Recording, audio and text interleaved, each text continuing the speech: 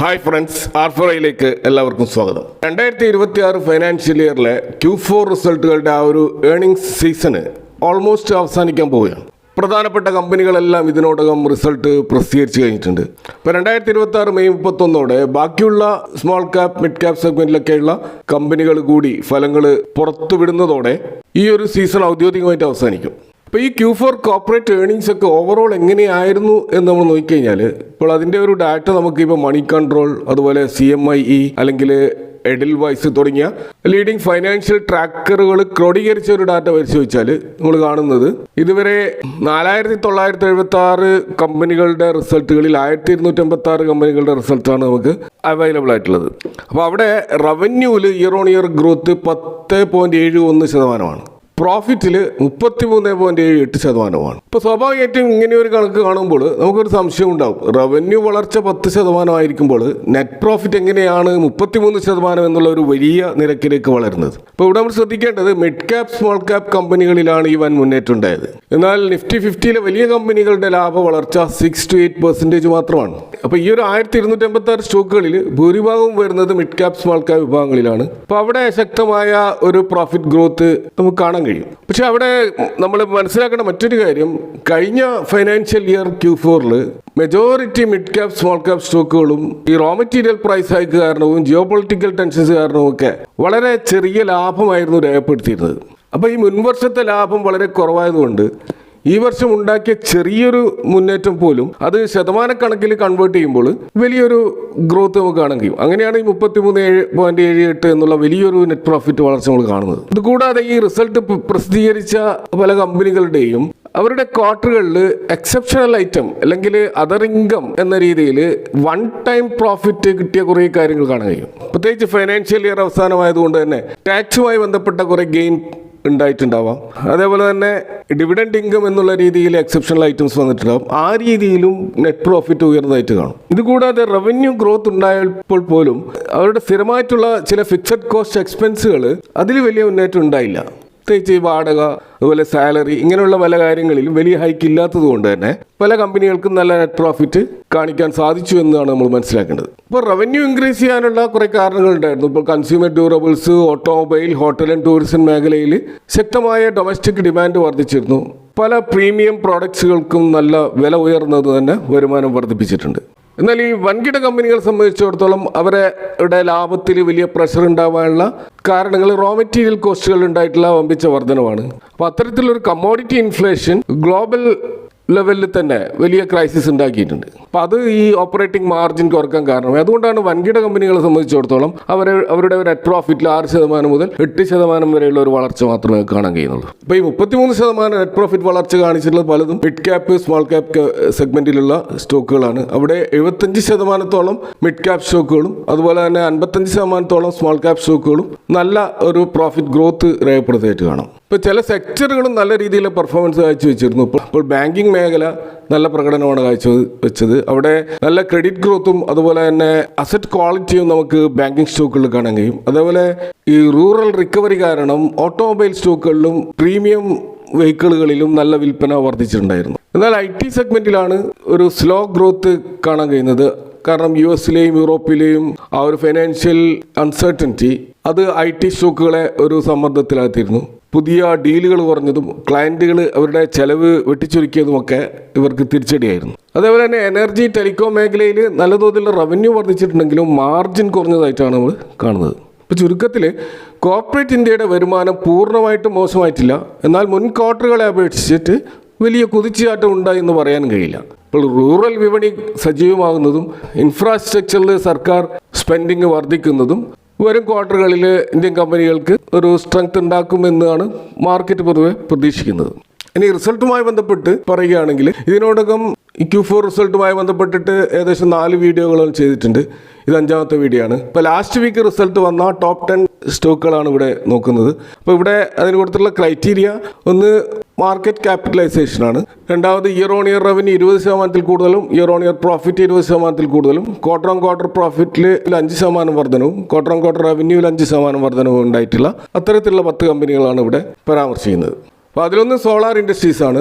Defence സെഗ്മെന്റിൽ നിന്നുള്ള ഈ ഒരു സ്റ്റോക്കിൽ ശക്തമായ ഓർഡറുകളാണ്. അതുകൂടാതെ അവരുടെ എക്സ്പോർട്ട് വർധനവുമാണ് അവരുടെ റിസൾട്ട് മെച്ചപ്പെടാൻ കാരണം. മിസൈലുകൾ, വാർ ഹെഡുകൾ, ഡ്രോണുകൾ എന്നിവയ്ക്ക് ആവശ്യമായിട്ടുള്ള ഇന്ത്യൻ സായുധ സേനയിൽ നിന്നുള്ള ആ ഒരു ഡിമാൻഡ് വലിയ തോതിൽ വർദ്ധിച്ചതാണ് ഇവരുടെ ബിസിനസ് ഇംപ്രൂവ് ആകാനുള്ള ഒരു കാരണം. അതുപോലെ ഇന്ത്യയുടെ ഡിഫൻസ് എക്സ്പോർട്ട് ടാർഗറ്റും അതുപോലെ മേക്കിംഗ് ഇന്ത്യ പോളിസിയും ഒക്കെ കമ്പനിക്ക് വരും വർഷങ്ങളിൽ വലിയ ഓർഡർ കിട്ടാൻ സാധ്യതയുണ്ട്. അതുപോലെ മൈനിങ് ഇൻഫ്രാസ്ട്രക്ചർ മേഖലയിലുള്ള കുതിപ്പും എക്സ്പ്ലോസീവ് മാർക്കറ്റിൽ ഇവരുടെ സ്ഥാനം ശക്തമായി നിലനിർത്താൻ അത് സഹായിച്ചേക്കും. അതുകൊണ്ട് തന്നെ ലോങ് ടേം ഗ്രോത്ത് സാധ്യത ഈ സ്റ്റോക്കിൽ എപ്പോഴും ഉണ്ട്.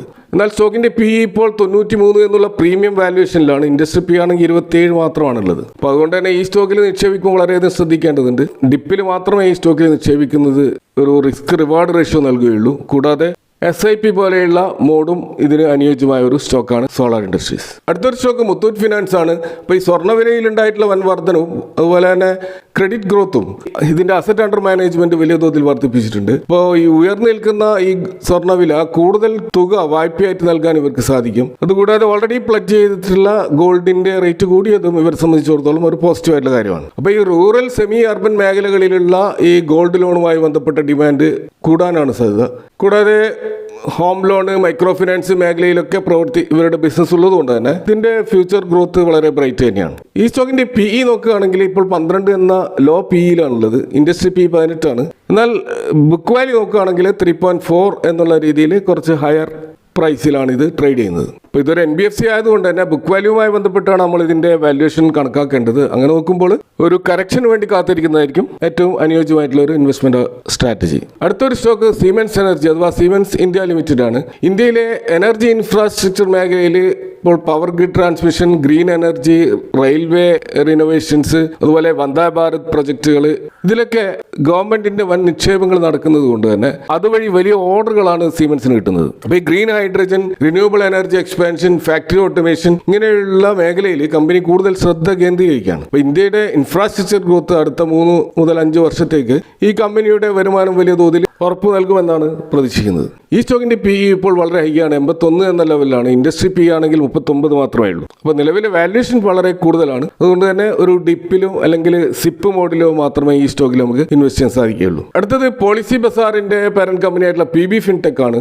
ഇൻഷുറൻസ് പ്രീമിയം കളക്ഷൻ കൂടിയതും കൂടാതെ കസ്റ്റമർ ബേസ് ഉണ്ടാക്കുന്നതിനുള്ള ചെലവുകൾ, അതായത് കസ്റ്റമർ അക്വിസിഷൻ കോസ്റ്റ് കുറച്ചതുമാണ് ഇവരുടെ ആ ഒരു ലാഭം ഓരോ ക്വാർട്ടറുകളിലും ഇമ്പ്രൂവ് ആയിക്കൊണ്ടിരിക്കുന്നത്. അപ്പോൾ ഇന്ത്യയിലെ ഡിജിറ്റൽ ഇൻഷുറൻസ് വിപണി ഇപ്പോഴും അതിൻ്റെ പ്രാരംഭഘട്ടത്തിലാണ്. ഹെൽത്ത്, ടേം ഇൻഷുറൻസിനെ കുറിച്ചുള്ള ആ ഒരു അവയർനെസ് കൂടുന്നതും അതുപോലെ ടാക്സ് സേവിങ്സ് സീസൺ ആയതുകൊണ്ടും വരും വർഷങ്ങളിലും ഒരു ഉയർന്ന വളർച്ചാ നിരക്ക് തന്നെയാണ് ഈ സ്റ്റോക്കിൽ പ്രതീക്ഷിക്കുന്നത്.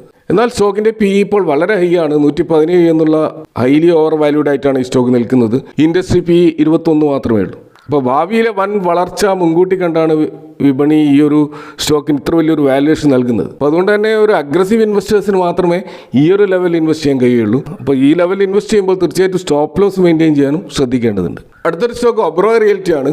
ബോംബെ ബേസ്ഡ് ആയിട്ടുള്ള പ്രീമിയം ലൊക്കേഷനുകളിൽ ലക്ഷറി ഹൗസിങ്ങിന്റെ ആ ഒരു റെക്കോർഡ് വിൽപ്പനയും അതുപോലെ പുതിയ പ്രൊജക്റ്റുകളുടെ മികച്ച സെല്ലിങ്ങുമാണ് ഈ തകർപ്പൻ ലാഭം ഈ ഒരു ഒബ്റോയ് റിയൽറ്റിക്ക് നൽകിയിട്ടുള്ളത്. ഇപ്പോൾ റിയൽ എസ്റ്റേറ്റ് മേഖലയിലെ നിലവിലുള്ള ആ ഒരു പ്രീമിയം ലക്ഷറി ഫ്ലാറ്റുകൾക്ക് ഡിമാൻഡ് കൂടി വരികയാണ്. ഇപ്പോൾ ബോംബെയിൽ നിന്ന് ഇവർ താനെ, ഗുരുഗ്രാം പോലെയുള്ള മേഖലകളിലേക്ക് ബിസിനസ് വ്യാപിപ്പിക്കാനുള്ള ആ ഒരു നീക്കം അത് വിജയകരമായി കഴിഞ്ഞാൽ വൻ വളർച്ചയായിരിക്കും ഈ സ്റ്റോക്കിൽ ഉണ്ടാവുക. സ്റ്റോക്കിന്റെ PE ഇപ്പോൾ 23 എന്ന റേഞ്ചിലാണ്. ഇൻഡസ്ട്രി PE 26 ആണ്. 3 ഇയേഴ്സിന്റെ മീഡിയം PE 28 മാത്രമാണ്. ഫെയർലി വാല്യൂഡ് ആയിട്ടാണ് ഈ സ്റ്റോക്ക് നിൽക്കുന്നതെങ്കിലും റിയൽ എസ്റ്റേറ്റ് എന്ന് പറയുന്നത് ഒരു സൈക്ലിക്കൽ ബിസിനസ് ആയതിനാൽ ഏത് സമയവും ഒരു തകർച്ച എപ്പോഴും റിയൽ എസ്റ്റേറ്റിൽ നമ്മൾ പ്രതീക്ഷിക്കേണ്ടി വരും. അപ്പോൾ അത്തരം ഘട്ടങ്ങൾ മാത്രമാണ് റിയൽ എസ്റ്റേറ്റിൽ ഇൻവെസ്റ്റ് ചെയ്യാനുള്ള ഒരു ഓപ്പർച്യൂണിറ്റി ആയിട്ട് നമ്മൾ കാണേണ്ടത്.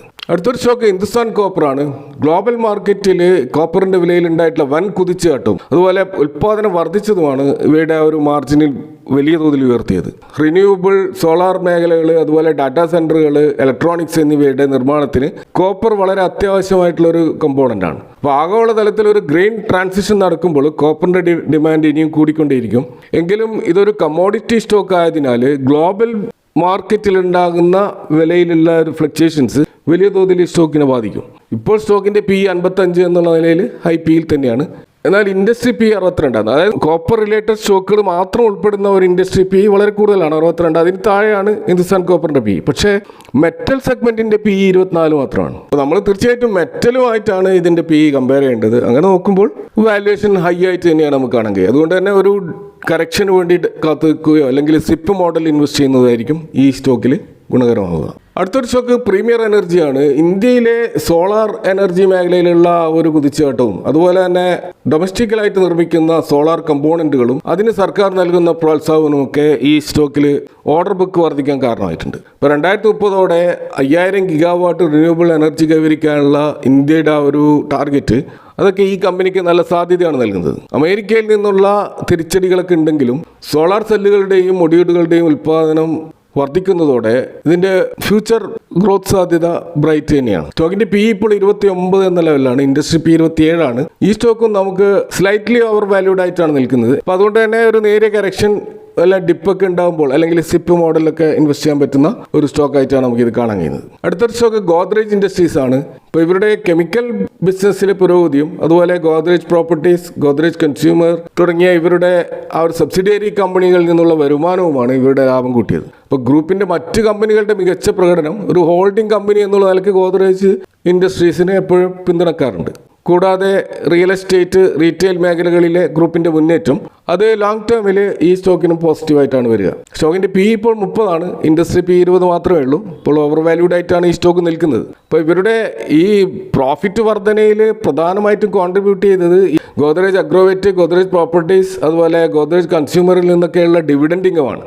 അപ്പോൾ അതർ ഇൻകം അല്ലെങ്കിൽ വൺ ടൈം ഇൻകത്തിൽ നിന്നാണ് ഇവരുടെ മേജർ റവന്യൂ വന്നിട്ടുള്ളത് എന്ന് മനസ്സിലാക്കാം. ഇപ്പോൾ ഗോദ്രേജ് ഇൻഡസ്ട്രീസിന്റെ പ്രധാന ബിസിനസ് ആയിട്ടുള്ള കെമിക്കൽ ബിസിനസ് അത് ഒരു സ്റ്റേബിളായി നിൽക്കുമ്പോൾ അതിൽ നിന്ന് നല്ല പ്രോഫിറ്റ് ഉണ്ടാകുമ്പോഴാണ് ഈ സ്റ്റോക്ക് ഒരു ബൈയിങ് ഓപ്പർച്യൂണിറ്റി ആയിട്ട് കാണാൻ കഴിയുക. അടുത്തൊരു സ്റ്റോക്ക് പൂനാവാല ഫിൻകോപ്പാണ്. പ്രൊഫഷണൽ ലോണുകൾ, പ്രീ ഓൺഡ് കാർ ലോണുകൾ തുടങ്ങി കൺസ്യൂമർ റീറ്റെയിൽ ലോണിൽ ശ്രദ്ധ കേന്ദ്രീകരിച്ച് പ്രവർത്തിക്കുന്ന ഒരു കമ്പനിയാണിത്. അപ്പോൾ ഇവരുടെ ആ ഒരു NPA അത് കുറക്കാൻ സാധിച്ചത് ഇതിൻ്റെ ലാഭം കൂട്ടിയിട്ടുണ്ട്. അപ്പോൾ ബാഡ് ലോണുകൾ വലിയ തോതിൽ കുറഞ്ഞിട്ടുണ്ട്. അപ്പോൾ ഇവരുടെ ഒരു ശക്തമായ ഡിജിറ്റൽ ട്രാൻസ്ഫോർമേഷനും അതുപോലെ ടെക്നോളജി ഉപയോഗിച്ചുകൊണ്ടുള്ള ക്രെഡിറ്റ് ഡിസ്ട്രിബ്യൂഷനും വേഗത്തിലാകുന്നതോടെ ഒരു 30 to 35% ഒരു AUM ഗ്രോത്താണ് ഈ സ്റ്റോക്കിൽ പ്രതീക്ഷിക്കുന്നത്. സ്റ്റോക്കിൻ്റെ പി ഇപ്പോൾ 67 എന്നുള്ള ഹൈലി ഓവർ വാല്യൂഡ് ലെവലാണ് നിൽക്കുന്നത്. കാരണം ഇൻഡസ്ട്രി പി 18 മാത്രമേ ഉള്ളൂ. അതുപോലെ തന്നെ പ്രൈസ് ടു ബുക്ക് വാല്യൂം കൂടിയിട്ടാണ് നിൽക്കുന്നത്. ഇപ്പോൾ ക്രെഡിറ്റ് ഗ്രോത്തും അസറ്റ് ക്വാളിറ്റി വർദ്ധിച്ചതുമൊക്കെ ഈ സ്റ്റോക്കിൽ പോസിറ്റീവ് ആണെങ്കിലും ഒരു കറക്ഷന് വേണ്ടി കാത്തിരിക്കുന്നതായിരിക്കും നല്ലത്. കാരണം അത്രമാത്രം ഓവർ വാല്യൂഡ് ആയിട്ടാണ് ഈ സ്റ്റോക്ക് ട്രേഡ് ചെയ്യുന്നത്. ഫൈനലായിട്ട് കിർലോസ്കർ ഓയിൽ എൻജിൻസ് ആണ്. അപ്പോൾ പവർ ജനറേഷൻ, ഇൻഡസ്ട്രിയൽ എഞ്ചിനുകൾ തുടങ്ങിയവയ്ക്ക് ശക്തമായ ഡിമാൻഡ് വർദ്ധിച്ചത് പ്രത്യേകിച്ച് ഈ ഡാറ്റാ സെൻറ്റർ, റിയൽ എസ്റ്റേറ്റ് മേഖലയിൽ ഇവരുടെ ഓർഡർ ബുക്ക് വലിയ തോതിൽ വർദ്ധിച്ചിട്ടുണ്ട്. അപ്പോൾ ഇന്ത്യയിൽ ഈ ഡാറ്റാ സെൻറ്ററുകളുടെ നിർമ്മാണം വർദ്ധിക്കുന്നതും ഇൻഫ്രാസ്ട്രക്ചർ പ്രൊജക്റ്റുകൾക്ക് പവർ ബാക്കപ്പ് ആവശ്യമായി വരുന്നതും ഇവരുടെ ഒരു ബിസിനസ് തീർച്ചയായിട്ടും വളർത്തും. ഇപ്പോഴുള്ള എക്സ്പോർട്ട് മേഖലയിലുള്ള തിരിച്ചടികൾ സോൾവ് ചെയ്യപ്പെടുമ്പോൾ തീർച്ചയായിട്ടും ഇതിൻ്റെ ബിസിനസ് 10 മടങ്ങ് വർദ്ധിക്കാനുള്ള സാധ്യതയാണുള്ളത്. സ്റ്റോക്കിൻ്റെ പി ഇപ്പോൾ 42 എന്നുള്ള ഹൈ പിയിലാണ്. ഇൻഡസ്ട്രി പി 38 മാത്രമേ ഉള്ളൂ. എന്നാൽ വലിയ തോതിൽ ഓവർ വാല്യൂഡ് ആയി എന്ന് നമുക്ക് പറയാൻ കഴിയില്ല. എങ്കിലും ഒരു കറക്ഷന് വേണ്ടി കാത്തിരിക്കുന്നതായിരിക്കും ഈ സ്റ്റോക്കിൽ ഇൻവെസ്റ്റ് ചെയ്യാനുള്ള ബെസ്റ്റ് ടൈം. അപ്പോൾ ഇതൊക്കെയാണ് കഴിഞ്ഞ ആഴ്ച വന്ന 10 ബെസ്റ്റ് റിസൾട്ടുകളെ കുറിച്ചുകൂടെ പറയാനുള്ളത്. ഈ വിഷയങ്ങളുമായി ബന്ധപ്പെട്ട നിങ്ങളുടെ അഭിപ്രായങ്ങളും കമൻറ്റുകൾ അറിയിക്കാം. Thanks for watching. See you next time with another video.